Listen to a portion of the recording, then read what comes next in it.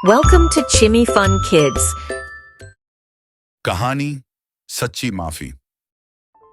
धर्मपुर गांव के किनारे एक छोटा सा घर था जिसमें रघु और उसकी पत्नी सावित्री अपने इकलौते बेटे गुड्डू के साथ रहते थे। रघु सांपों का जहर निकालकर दवा बनाता था जो गांव के लोगों की जान बचाने के काम आती थी। रघु की पत्नी सावित्री हमेशा उसके साथ रहती और उसे मनोबल देती। वह जानती थी कि उनका जीवन गरीबी में है, लेकिन रघु के दिल में इंसानियत और दयालुता का एक अनमोल खजाना था। एक दिन गांव के जमींदार ठाकुर प्रताप सिंह ने रघु से जबरदस्ती जड़ी बूटियां मंगवाईं, लेकिन पैसे देने से मना कर दिया। जब रघु ने पैसे मांगे तो ठाकुर ने गुस्से में आकर उसे पीटने का आदेश दिया। उसी वक्त गुड्डू अपने पिता को बचाने दौड़ा, लेकिन गुड्डू को धक्का लगने से वह पत्थर से टकरा गया और गंभीर रूप से घायल हो गया। रघु की पत्नी सावित्री सारा दृश्य देखकर स्तब्ध रह गई। जब रघु ने गुड्डू को अपनी गोदी में उठाया तो उसकी आंखों में आंसू थे। गुड्डू की हालत बेहद नाजुक थी और अगले ही दिन उसका निधन हो गया। रघु का दिल टूट गया, लेकिन सावित्री ने उसे कभी टूटने नहीं दिया। वह उसे कहती, तुमने किसी की मदद की है और वह दुआओं के रूप में तुम्हारे साथ होगी। तुम्हारे बेटे की आत्मा को शांति मिलेगी। कुछ महीने बाद एक रात ठाकुर का बेटा आरव खेतों में खेलते हुए एक जहरीले सांप का शिकार हो गया। ठाकुर घबराया हुआ रघु के पास दौड़ा, क्योंकि उसे पता था कि केवल रघु ही अपने विष दवा से उसके बेटे को बचा सकता है। रघु, मेरे बेटे की जान बचा लो। मुझसे जो भी गलतियां हुई मैं उन्हें सुधारना चाहता हूं, ठाकुर विनती करता हुआ कहता है। रघु दरवाजे से बाहर आया।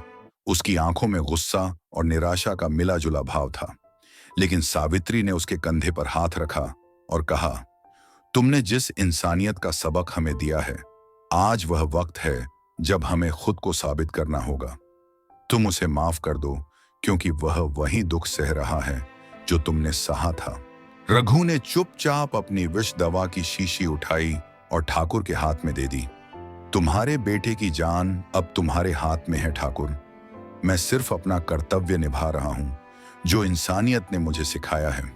ठाकुर ने वह दवा आरव को दी और कुछ ही समय में आरव की सांसें वापस आ गईं। वह फिर से होश में आ गया। ठाकुर ने राहत की सांस ली, लेकिन उसका दिल अभी भी भारी था। अगले दिन ठाकुर ने रघु के दरवाजे पर आकर सिर झुका लिया।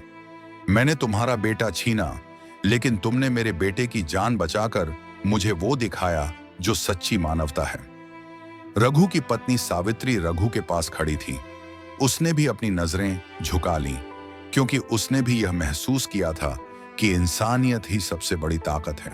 ठाकुर ने सिर झुकाकर कहा, मैं अब गांव में बदलाव लाऊंगा और तुम्हारे साथ मिलकर काम करूंगा, ताकि कोई और परिवार इतना दर्द न झेले। रघु ने केवल इतना कहा, इंसानियत किसी के पास तभी आती है जब हम अपने दिल से ईमानदारी से जीते हैं। अब रघु और सावित्री दोनों ने एक नई राह पर चलने की कसम खाई। ठाकुर ने सच में अपना जीवन बदल दिया और गांव में शांति का वातावरण पैदा किया। कहानी की सीख, जब हम मनुष्य के रूप में इंसानियत का पालन करते हैं तो हम दूसरों की मदद करते हुए अपनी आत्मा को शांति और संतुष्टि देते हैं। Thank you for watching. Like, share and subscribe. Bell icon दबाना ना भूले।